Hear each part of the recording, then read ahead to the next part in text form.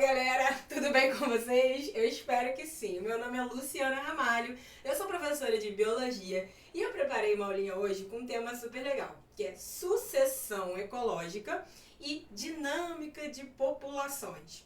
São dois temas que o próprio nome do tema já ajuda muito a gente a entender o que é esse assunto. O que é sucessão? Uma sucessão não é uma sequência de acontecimentos? É isso. A gente vai observar a mudança a partir das sequências que vão acontecendo, sequências essas padronizadas, de alterações que a gente observa numa paisagem vegetal. Então, a partir do momento zero, ou seja, tem que começar de algum ponto, né? Mas pensa num local sem vegetação nenhuma. Só é possível isso? Claro, um vulcão acabou de formar ali em erupção, formou uma nova rocha. Essa rocha, com o passar do tempo, vai passar a ser habitada. Então eu posso ir observando a partir do momento zero até o estágio final, sim, porque não é um processo infinito de crescimento, não. Tem uma estabilizada em algum momento, a gente observa padrões, determinadas características específicas de cada cenário. É isso que a gente vai estudar. Assunto tranquilo, né? E o segundo tema, relacionado a isso, é dinâmica de populações. Então, o que é uma dinâmica? Tem a ver com mudança também, né? Tem a ver com a alteração das populações, da quantidade de indivíduos, né, em determinados locais. E aí vamos ver o que influencia, né, a taxa de crescimento, né, o que influencia a sobrevivência de determinados seres vivos. É um assunto super tranquilo dentro do contexto, né, do tema geral, que seria ecologia, tá bom? Então vamos ver e, cara, tá recheada de exercícios essa aula. Então se você eu não ir embora não. Pega seu caderno para você já ir fazendo, né, as principais anotações para na hora do exercício, opa, dá um pause e volta na anotação e gabarita para você se sentir confiante e chegar bem na sua prova. Então vamos começar? Meu nome é Luciana Ramalho e essas são as minhas redes sociais, tá? YouTube, Instagram, Biologia Eu Te Amo, lá você encontra material focado para o ensino de biologia, beleza? Vamos lá. Tópicos desta aula, tá bom? Eu já te dei uma introdução do que a gente vai ver, mas vamos ver assim, tópico por tópico, né? Vamos trabalhar o conceito da sucessão e as etapas da sucessão, é importante. Já te digo logo, aqui eu já vou dando spoiler, tá? A primeira etapa é ecese, nome difícil, né? Mas só o nome, tranquilo, é o início. Depois eu tenho as séries e depois eu tenho o clímax, tá bom? Essas são as etapas. Bem, quais são as mudanças que acontecem? O que aumenta e o que diminui? A gente vai conversar. Depois a gente vai discutir a possibilidade de haver uma sucessão secundária. Essa que eu te dei como exemplo é a sucessão primária. Mas pode acontecer uma segunda? Pode. E aí a sucessão secundária eu vou te explicar, tá bom? Dinâmica de populações, como que as populações variam, né? Então, quais são os fatores que interferem nessa dinâmica? Capacidade de suporte que cada ambiente tem, e aí a gente vai entender quais são os fatores que determinam o suporte daquele ambiente, ou seja, até quantos indivíduos eu suporto aqui, o que vai definir isso? Já te digo logo, quantidade de recursos que aquele local pode oferecer. Tem muita água, então pode vir muita planta. Tem muito espaço vegetal, então pode vir a galera comer. Tem alimento, tem água, tem nutriente, é isso que a gente vai precisar entender, tá bom?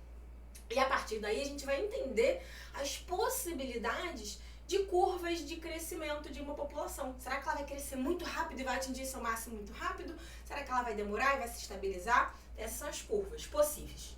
No final a gente vai falar de um princípio descrito por um cara chamado Gauss, que é um princípio muito simples. Ele observou o seguinte: não tem como dois seres vivos fazerem a mesma coisa em determinado local e os dois estarem nesse local, duas espécies diferentes, né? Elas vão brigar e necessariamente uma delas vai ganhar essa briga e a outra vai morrer. Ponto final. A natureza é assim, vai ser extinta. Então esse é o princípio da exclusão a partir de uma competição. E a gente vai entender o que isso acontece, como isso acontece e no final vamos analisar o gráfico presa-predador. Como é que eu consigo entender quem é a presa e quem é o predador só olhando o gráfico com as flutuações do número de indivíduos naquela população? Professora, você me enganou, hein? Você falou que eram 2 temas na aula, tá cheio de tema aí. Cara, daqui pra cá, ó, todos esses temas aqui estão dentro de dinâmica de populações. E todos esses temas aqui, ó, deixa eu chegar bem pertinho, estão dentro de sucessão ecológica. Então isso aqui faz parte da sucessão e isso aqui faz parte da dinâmica de populações, né? Daqui para baixo. Tranquilo? Então vamos começar, tá? Sucessão ecológica, você já sabe, é a alteração das comunidades vegetais ao longo do tempo. Só isso que eu preciso saber. Esse é o conceito, tá bom? Olha aqui essa imagem. Essa aqui foi uma imagem que já caiu em questão de prova, tá? Aqui embaixo está variando o tempo em anos. Então olha como no início, meu braço some, né? Cadê meu braço? No início, a paisagem, ela se mostra bem simples, né? Não tem como, gente, nesse cenário que eu falei, pensa numa rocha. Tem como a árvore brotar na rocha, do nada. Não tem nenhuma forma de vida ali. Vai brotar árvore. Vai, muito improvável. E se ela brotar, porque já tinha alguma coisa ali, você que não viu. Tem que ter como ocupação inicial algo que vá formar um solo, porque rocha não é solo. O solo, ele vem da decomposição da rocha. Quem é que decompõe a rocha? O intemperismo, né, fatores ambientais, e tem um ser vivinho que decompõe a rocha, hein? Fungos. Então tem que ter um fungo, e o fungo também não vai viver ele sozinho, porque fungo precisa de alimento e ele não produz. E ali não tem ser vivo nenhum. Então é um fungo que ele se junta com alguém que produz alimento, ele se junta com alguém fotossintetizante. Seja esse alguém uma cianobactéria, que é uma bactéria que faz fotossíntese, ou seja esse alguém uma alga, tá? Então fungo e alguém que faça a fotossíntese, eles vão se unir. E aí tem um nome para isso, talvez você já tenha ouvido falar, um líquen, tá? Os líquens são encontrados aí em tronco de árvore, tem líquen aberto. Quando você observa líquens, opa, sinal que aquele local tá bem, é um bioindicador positivo. Então os líquens que vão chegar primeiro. Sempre, professora? Sim. Numa sucessão ecológica, líquens, essa configuração que eu acabei de te descrever, são os primeiros a ocupar, os pioneiros. E depois eles vão criar um solo para que venha ali um musguinho, um arbustinho, uma árvore de pequeno porte, opa, uma árvore zona. E aí você tem a sucessão acontecendo. Isso é a sucessão, é a alteração das comunidades vegetais ao longo do tempo. Tranquilo? Tá. Então, essas etapas, note, coloquei aqui, ó, líquen em azul, olha ele aqui, rocha nua, líquen. Isso aqui é foto de prova também.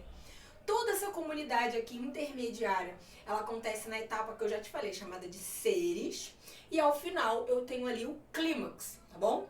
O clímax não necessariamente é composto por árvores, tá? Aqui sim, nos exemplos mais clássicos a gente vai ver que são árvores, mas não necessariamente. Eu vou te contar no exercício esse detalhe, tá bom? Então vamos lá, Ecese, lembra desse nome? Ecese é a primeira etapa. O local estava inabitado e ele é ocupado por líquens. Tem que ser líquen, tá? Não esquece não. Depois vem as seres, tá bom? Então são rápidas alterações com comunidades ali sempre em crescimento, tá? Então a gente vai entender que eu tô sempre pensando em aumentar a biomassa, aumentar a complexidade, aumentar a quantidade de fotossíntese que acontece ali. E no final eu vou ter o clímax. Por que final, professora? Essa floresta vai deixar de existir? Não, mas o final da sucessão é quando essa alteração, essa constante alteração para de acontecer e o ambiente se estabiliza. É uma fase estável. É o que a gente chama por biomas. Então todos os biomas que já são descritos são ecossistemas que estão no seu clímax. Entenda que existe um limite. É a tal da capacidade de suporte que eu já te falei no início, né? As espécies vegetais, elas não podem crescer indefinidamente, né? Não vai ter sempre um aumento da complexidade forever. Igual aquele livro do João Pé de Feijão, né? Aí a árvore vai crescer até o céu. Calma, calma, calma. Não é assim que funciona. Tem um limite, o limite de água disponível, limite de luz, limite de tudo, limite de recursos. Então essa capacidade, quando essa capacidade é atingida, ou essa comunidade vegetal está no clímax. Então o que vai definir o ter chegado no clímax é a estabilidade, tá bom? Beleza. Então eu vou te descrever com imagens essas etapas que a gente já viu, tá? Então, etapas, né? Tem local inabitado. Quais são os exemplos que vão aparecer na sua prova de locais inabitados? Perdão, o exemplo tá aqui, né? Rocha nua ou local ali de dunas, né? De areia, sem vida, tá? Quais são as condições nesse local? Primeiro eu vou te falar das condições, tá? Se não tem vida, não tem sombra, não tem nada, eu vou ter muita iluminação, muito calor, né, uma temperatura muito alta. Eu não vou ter solo. Lembra que eu te falei que rocha não é solo? O solo, ele vem da rocha, tá? Cuidado.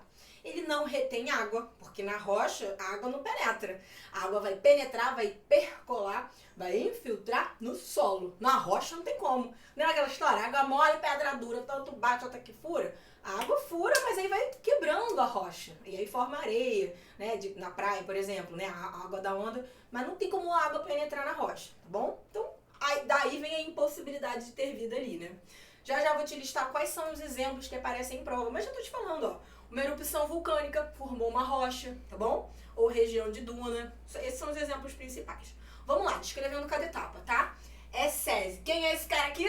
Líquen. Já te falei dele, tá bom? Então, primeira etapa vão vir as pioneiras. Quem são elas? Líquens, que são bioindicadores positivos, né? Eles vão decompor essa rocha e vão ali formar um solo pra gente, tá? Isso vai fazer, né? Ah, perdão, já tenho aqui uma questão, já ia falando, já ia passando. Vamos ficar aqui. E aí, ó, já vem de questão pra gente, tá bom? Questão seguinte. Plantas pioneiras. Elas que iniciam, isso aqui é uma questão de vestibular, hein? Vamos lá.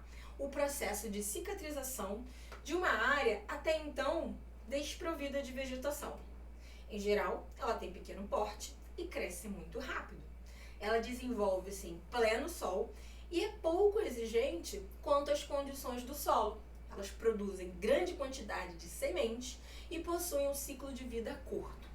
Perceberam que a descrição dessa planta, que é chamada de pioneira, ó, então ela falou planta pioneira.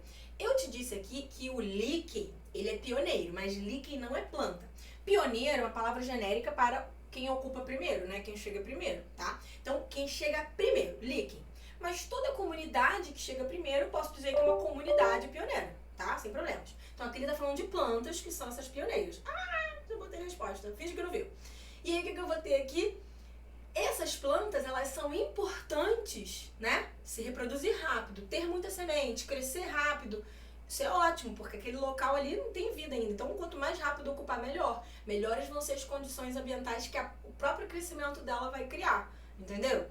Então, essas plantas, vamos à pergunta, elas são importantes em um projeto que se propõe a restaurar uma área, porque elas vão promover o quê? Uma estabilização da umidade. Ter essas plantas no início, pensa que eu tô falando no início, pensa que, poxa, a água não fica retida. Mas essas primeiras plantas, o que elas fazem de mais importante é garantir que a água fique retida no solo. As raízes ali ajudam a reter essa água, né? O próprio solo que está se formando, a camada de humus que vai se formando, ajuda a que a água fique retida ali no solo e não simplesmente passe, né, pela gravidade, vá percolando e vá e siga ali pro rio, por exemplo. E aí não vai ter água nenhuma naquele local. Sem água, não tem como a planta sobreviver. Tudo bem? Estão entendendo por que essa é uma boa característica? Olha as outras opções. Ela vai aumentar a incidência de luz? Como é que uma planta vai fazer com que tenha mais luz? Não faz sentido. Vai diminuir a absorção de água? Vai aumentar uma planta e vai aumentar a temperatura? Você poderia ficar com dúvida e achar que a letra E, né? Vai aumentar a liberação de oxigênio, mas olha aqui, olha a dica. No solo. O oxigênio tá no solo, por acaso? A planta joga oxigênio pro ar, né? Não é no solo. Então, pegadinho. Eu acho que a letra E pode ter sido bem errada, né? Muita gente marcou errada E. Mas o gabarito é C. Espero que tenha ficado claro pra você, tá bom? Vamos lá, essa aula é muito grande, gente. Muito conteúdo, né? Vou tentar fazer de forma mais objetiva possível. Etapas da sucessão. Deixa eu fazer um negócio aqui, gente, que tá me incomodando, ó. Tava pegando a parede. Ih, mas assim acho que não... Tá bom, né? Tá bom? Tá bom. Vocês concordam que tá bom? Deixa eu mudar aqui, ó. Tá, eu acho que agora tá bom, agora tá bom. Vamos lá. Etapas da sucessão, galera. Vamos para a série, ou série, né? Tanto faz. Então, o que eu tenho aqui nessa etapa de série? Essas alterações continuam acontecendo e cada vez mais rápido, tá? E são as etapas intermediárias. A gente não dá muita bola pra ela não, porque etapas intermediárias, tá? Elas são rápidas alterações. Eu tenho uma variabilidade das condições ambientais muito pequenas, né? Porque eu ainda eu tô ali nesse constante, né? Tá sempre mudando. A composição de espécies é constante, e aí já pulo para a questão. Então essas são as características que vão definir uma sucessão no estágio de série, tá? Então eu vou repetir aqui, né, algumas informações que eu já dei, mas vamos frisar. A biomassa vai aumentando, a complexidade vai aumentando, ó, maior biodiversidade. E aí vem uma pergunta dessa, ó. O gráfico abaixo mostra a variação do número de espécie, então, ó, número de espécie em relação ao tempo, tá bom? De espécies vegetais ao longo do tempo. Após uma erupção vulcânica. Olha o exemplo aqui que eu te falei, ó. Nesse momento aqui. Então, nesse momento, então aqui tinha vida, né? Erupção vulcânica, obviamente, matou todo mundo. Então, nessa comunidade vegetal, aonde que a gente vai encontrar a maior quantidade de espécies pioneiras? Indicando a letra do gráfico, tá? É na letra A? Gente, na letra A, a comunidade vegetal estava lá, no clímax dela. E aí, erupção vulcânica, morreu todo mundo. Agora vai começar a sucessão. Eu tenho aqui nesse momento B o tal do clima, da essese, que é o início. A C seria a etapa de série e o B seria já chegando num clímax, concorda? Então, pioneiro não é quem vem primeiro? Então, a letra B, gente. Pelo amor de Deus, vestibular tá de brincadeira com a minha cara. Essa questão de vestibular caiu isso pra gente. Muito fácil, né? E aí, vamos falar do clímax? Trouxe aqui uma floresta exuberante, mas eu já te disse. Não grava que clímax é floresta. Não necessariamente. Eu não te disse que clímax são os biomas? Que os biomas estão em clímax? A Amazônia é um bioma em clímax, obviamente composta majoritariamente por árvores. Mas eu te perguntar o seguinte, no Pampa Gaúcho, você vai encontrar árvore? Não vai, não tem árvore lá, lá é gramínea. O bioma de lá só permite ter gramínea. E acredite se quiser, as gramas estão compondo o clímax, porque é o máximo que aquele local comporta. Ponto final. É isso, é o máximo, é estágio final. Não vai ter árvore lá, porque o ambiente, as condições climáticas e ambientais não permitem ter árvore lá, tá bom? Então é o último estágio, é onde a gente tem a estabilização e são os biomas, não necessariamente florestas. Olha essa questão aqui, ó, uma questão de vestibular, hein? A figura mostra o processo de ocupação do solo em uma área de pampas gaúchos. É o exemplo que eu dei justamente, tá? E considerando o processo de sucessão ecológica, é correto afirmar que... Então aqui, ó, tem as etapas, fase 1, 2, 3 e 4. E aqui uma legenda do que é cada um. Solo vazio, pequenos líquens, pequenos arbustinhos, tomado por grama, tá bom? É pampa. Pampa é grama. Então onde é que tá o clímax aqui? Na fase 4. A pergunta é essa. Aí ele quer que você diga a frase certa. Vamos logo ver a certa, ó. Na comunidade vai atingir o clímax no estágio 4. Situação em que a diversidade de organismos e biomassa passam a ser constante, que é isso que define um clímax, tá bom? Muita gente errou essa. Como é que o 4 vai ser clímax, professora? Não tem árvore, deixa eu voltar. Não tem árvore. Clímax não precisa ser árvore, tá bom? Tranquilo, gente? Vamos passar para a próxima que a gente tem muita coisa para ver. Tipo de sucessão, eu já te falei. Tem a primária e a secundária. Primária, secundária. Qual é a que vem primeiro? A primária, gente, é um local que nunca foi habitado e passa a ser habitado. E a secundária é um local que já era habitado e vai passar a ser habitado. Como que isso pode acontecer? Bem, tinha lá uma vegetação e aí eu destruí tudo para fazer uma plantação. Então, quando eu falo de derrubada de floresta, quando eu falo de uma queimada, quando eu falo de um campo de agricultura que foi abandonado, são exemplos de sucessão secundária que vão acontecer ali, tá? E na primária, o próprio nome já diz, tem que ser um local que o solo ali nunca viu vida. Aí vai acontecer a primária. Ela é mais lenta e a secundária vai ser mais rápida, já que já tem um resquício de nutriente nesse solo, concorda? Exemplo, aqui estão os exemplos que eu queria te falar aquela hora. Exemplos que vão aparecer na sua prova. Uma rocha nua, uma duna, uma lava de vulcão que acabou de se solidificar ou um local com histórico de mineração. Porque aí na mineração eu tô falando da rocha ali, né? É a rocha que tá ali. Bem, e a secundária eu tô falando de campo de cultura abandonado, uma área incendiada ou uma floresta que foi derrubada. E aí, o que vai acontecer ali depois é uma sucessão secundária. Tranquilo? Bem, vamos fazer aqui uma perguntinha, hein? Como é que cai em prova isso? A diferença entre a sucessão ecológica primária e secundária está... Exposição de superfícies ou substratos nunca antes colonizados por seres vivos. A diferença é só essa. A primária e secundária, a diferença é, na primária é a primeira vez que tem vida. A secundária já teve vida, então vai ser ocupado pela segunda vez, tá bom? Vamos lá, vamos falar da produtividade do vegetal? Talvez aqui a única parte difícil desse conteúdo de sucessão, talvez seja esse. Vou te falar, ó. Pensa o seguinte, na fotossíntese, vamos falar de fotossíntese? O que acontece é uma produção de uma matéria orgânica, né? E aí a planta produz essa matéria orgânica e libera oxigênio. Tá, produz açúcar e libera oxigênio. Beleza. Porém, o vegetal ele é um ser vivo que também respira. Então, o oxigênio que a planta produz, ela também pega, tá? Vou pegar até um recurso didático aqui que eu tenho aqui, ó, vou nem longe, ó. Pensa o seguinte, pensa que eu sou uma planta, tá? A planta faz o seguinte, pegou uma molécula de água, peguei pela raiz, uma molécula de água. Ela libera o oxigênio da água, tá? Liberou, foi pro ar. Isso aqui é a molécula de oxigênio que a planta liberou na fotossíntese, que acontece dentro de uma organela chamada cloroplasto. E, obviamente, ela só faz isso de dia, certo? A maioria das plantas só faz isso de dia. Bem, liberou aqui. Só que a mesma molécula que ela liberou de oxigênio, ela vai precisar para fazer outra coisa, que é a respiração celular. É a mesma respiração que a gente faz, a planta faz, na mitocôndria também. Aí ela pega esse oxigênio pra ela. Ué, ela libera e ela produz, por que não fica dentro dela? Porque são processos diferentes. Então ela libera oxigênio e também vai consumir esse oxigênio para outra coisa, para quebrar a matéria orgânica que ela mesma produziu e liberar a energia dentro dela. Então é o seguinte, na hora de pensar o quanto de oxigênio que uma planta está liberando para o planeta, a gente precisa fazer uma conta, né? Eu preciso pegar tudo que ela produziu, só que não é isso a produção total, porque eu tenho que descontar o que ela consumiu. Você, quando está em fase de crescimento, você não precisa comer mais do que o que você gasta, e aí por isso você vai crescer. Vamos supor que você queira engordar. Você vai comer mais matéria orgânica do que o que você vai gastar fazendo exercício. Aí você vai engordar. A ideia para uma planta é a mesma. Se a planta está crescendo, ela tem que fazer mais fotossíntese do que o que ela consome na respiração celular, em relação à matéria orgânica que ela produziu.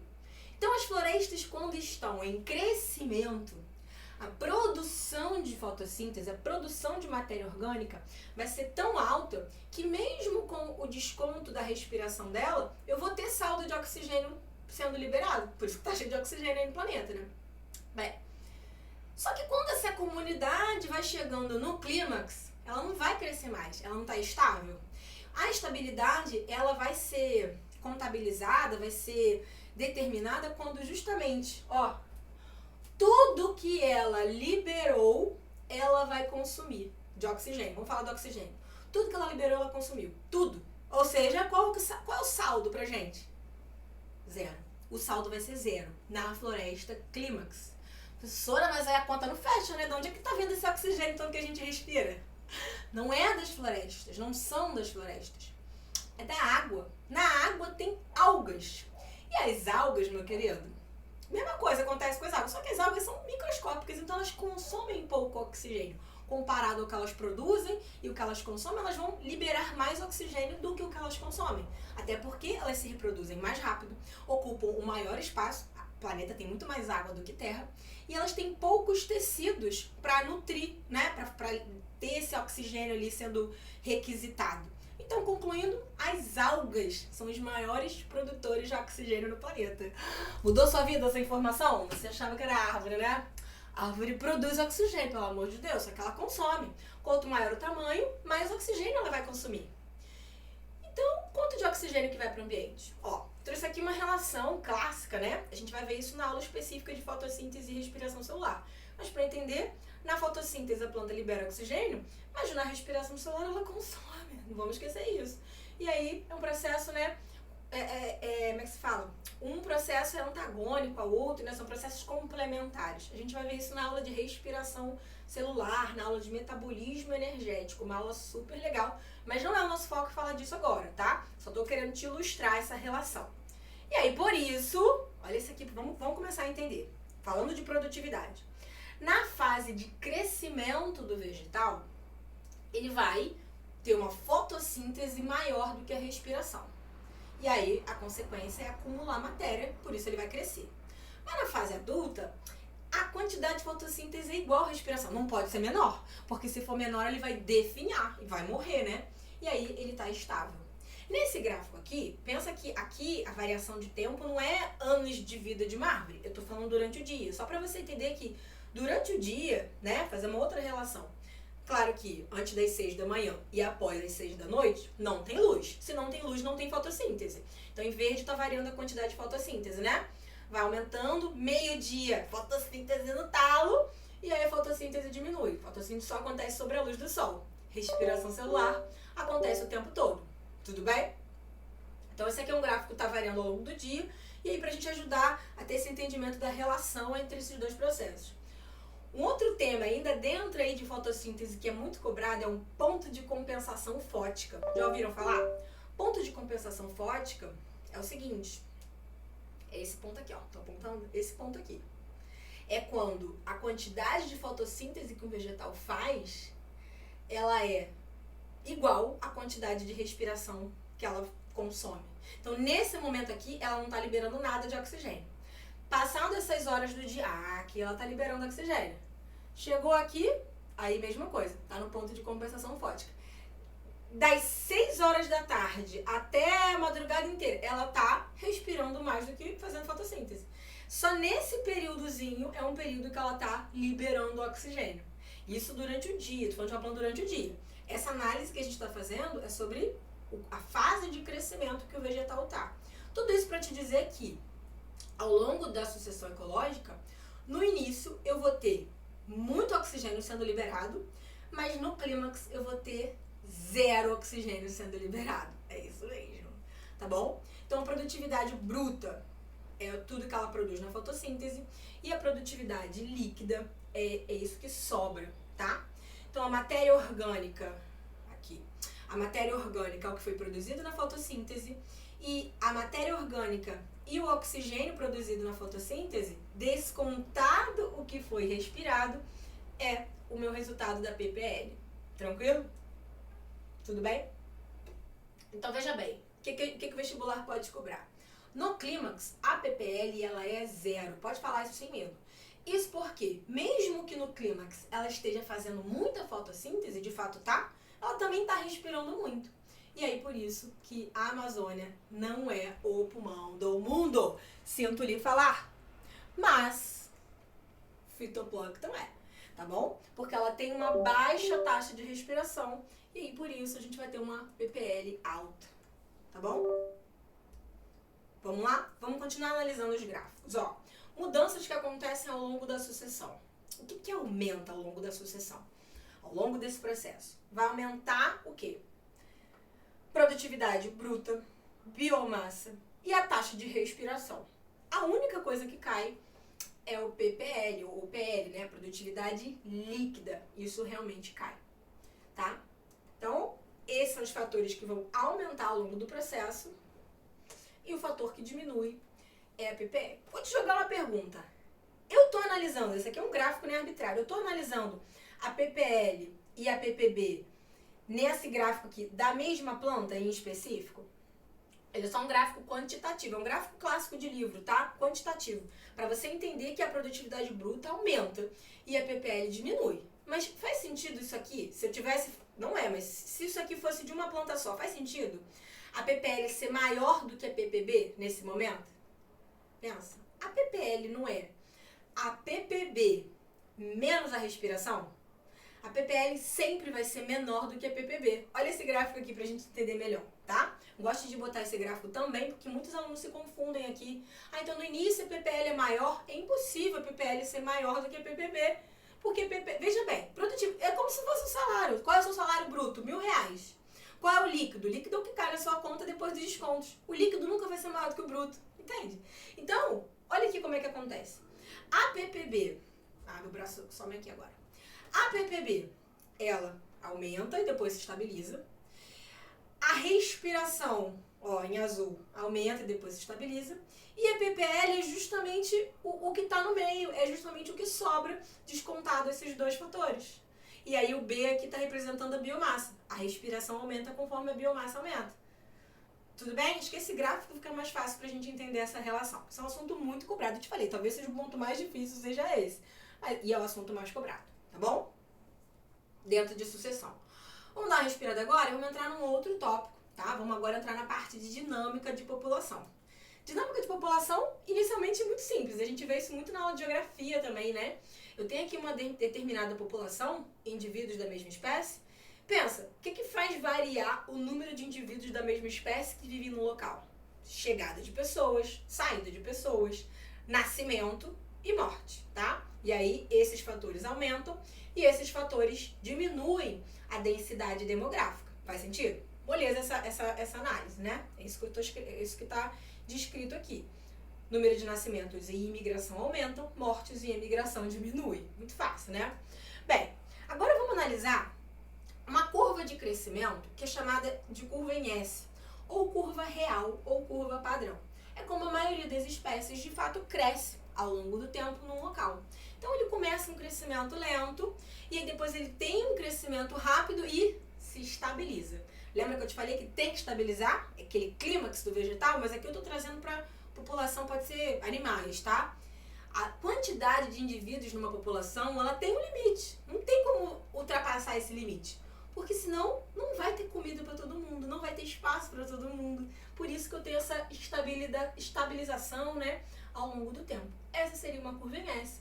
É a curva padrão, é a curva que mais acontece. Tem outra forma de existir, de mudar, de crescer? Tem. É a curva em J. A curva em J, ela não é encontrada na natureza de forma espontânea, tá? Por quê? Ela é teórico, ela é um crescimento exponencial. Ela representa o potencial biótico, que seria o equivalente ao dizer é o máximo que aquela espécie poderia atingir em quantidade de indivíduos se ela tivesse se reproduzindo loucamente e fosse só isso que ela tivesse que se preocupar, em se reproduzir. É só isso que a gente tem que se preocupar em se reproduzir? Ou a gente tem que se preocupar em conseguir um trabalho, em conseguir moradia, em conseguir um emprego? Não é isso? O mundo animal também, gente. A quantidade de comida não tem o suficiente para tanta gente assim. Eles vão brigar pela comida, vão brigar pelo espaço, vão brigar. E nessa briga, alguns vão morrer, alguns vão passar fome, alguns vão ficar doentes. Então não há como o crescimento ser sustentável por muito tempo. Porque vai acabar os recursos. Então essa é a curva em J e no momento que acontece, extinção, tá bom? É isso que aconteceria se a curva em J, né, surgisse espontaneamente, mas ela não acontece. Mas alguns seres vivos driblam isso, né? Quem? Ser humano. O ser humano tem uma curva de crescimento em J, por isso insustentável, tá bom? Dorme com essa. Bem, capacidade de suporte. Estamos chegando no final, gente? Vocês estão indo muito bem, obrigada. É o limite de indivíduos que um ambiente suporta. É o máximo de indivíduos que pode ter ali. É a capacidade de carga, né? Por que tem que ter esse limite? Já te falei, ó. Vai faltar comida, um vai comer o outro, vai ter briga por espaço, vai ter parasita causando doença. Então essa resistência, tá? Que separa a curva em J da curva em S, essa resistência é o que vai diminuir a quantidade de indivíduos que o potencial biótico queria ter. Mas não vai, querido, vai ter que vamos estabilizar, senão não dá, não tem como sustentar. E aí você empurra a curva para cá, ou seja, um número de indivíduos menor que ficam aqui estável ao longo do tempo, tá bom? Então, é o tamanho populacional máximo que cada local suporta. Esse gráfico aqui é clássico de cair em prova, tá, gente? Ó, cai em prova sim. Na natureza, o tamanho das populações ele se mantém constante. Isso é controlado por uma série de fatores conhecidos como resistência do meio, te falei. Muitos são os fatores que controlam, tá? Aí vem a pergunta. Diante da representação do gráfico acima, o que é certo afirmar? Quem quiser, ó, dá uma pausa agora, tenta responder sozinho, mas vamos comentar o gabarito? Se não houvessem fatores de resistência, o crescimento populacional seria o exponencial. Foi o que a gente falou. Se não houvesse um fator de resistência, aquela população ia crescer loucamente. Mas existe a resistência, tá bom? Chegando já no final, vou te contar 2 gráficos que podem aparecer em prova, tá? 2 gráficos diferentes, mas ainda relacionando curva ali de população, tá? Princípio de Gauss ou exclusão competitiva. O que é isso? Eu tenho aqui uma espécie em azul, né? Que cresceu isso tudo aqui e se estabilizou. E aqui uma outra espécie em rosa, que cresceu um pouquinho menos e se estabilizou. Elas estão, ó, separadas. E aí, essa foi a curva que eu observei. Quando eu coloco elas juntas, olha o que aconteceu. Juntas, ó. A azul, que tá em azul, continuou crescendo, só que a rosa foi extinta. Sozinha ela vivia, junta ela não conseguiu viver. Não é porque um come o outro. Quando o gráfico estiver assim, uma crescendo muito e a outra diminuindo, isso não é porque ela se alimentou dela, é porque elas competiram por um recurso. E ao competir por aquele recurso, alguém perdeu, porque não foi tão eficiente nessa chegada ao recurso. E quem ganhou vai sobreviver mais e a outra vai ser extinta ao longo do tempo. São espécies diferentes. Então, qual é a conclusão? Duas espécies, elas podem ocupar o mesmo hábitat, mas não o mesmo nicho. O nicho é o que ele faz, né? Senão isso vai levar a uma competição e a menos adaptada vai ser extinta. Isso aqui é extinção. Por que não aconteceu, por que não é um gráfico presa-predador, né? Por que eu tô te falando que isso aqui acontece? Não é porque um preda o outro. Olha como é que é um gráfico presa-predador. O gráfico presa-predador, a gente observa o seguinte. A espécie que é o predador, né? Aqui no caso a espécie A, ela tem sempre uma quantidade menor de indivíduos do que a quantidade de presa, tá? Por quê? Isso na aula de pirâmides ecológicas a gente estudou. Um indivíduo de nível trófico maior vai comer o de nível trófico menor, ele precisa sempre comer uma quantidade de biomassa maior do que a biomassa dele. Porque a energia que está chegando para ele é uma energia de baixa, é uma matéria com pouca energia, digamos assim. E aí na aula de pirâmides ecológicas a gente estuda isso, só para você entender.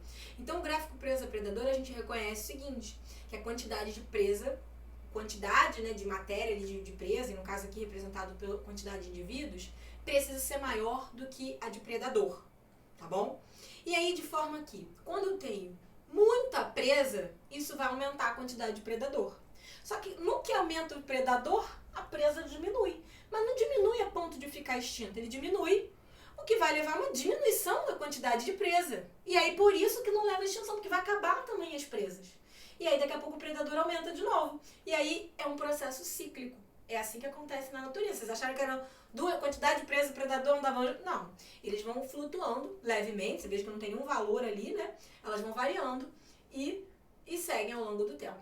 Tá bom? O número de presa ele tem que ser maior do que o de predador. Gente, finalizamos essa aula. Tenho certeza que você está aqui, ó. Muita informação para processar. Foi uma aula de muito conteúdo. Mas eu espero que tenha sido útil. E eu encontro vocês nas próximas aulas, tá bom? Foi um prazer. Beijinho. Tchau, tchau.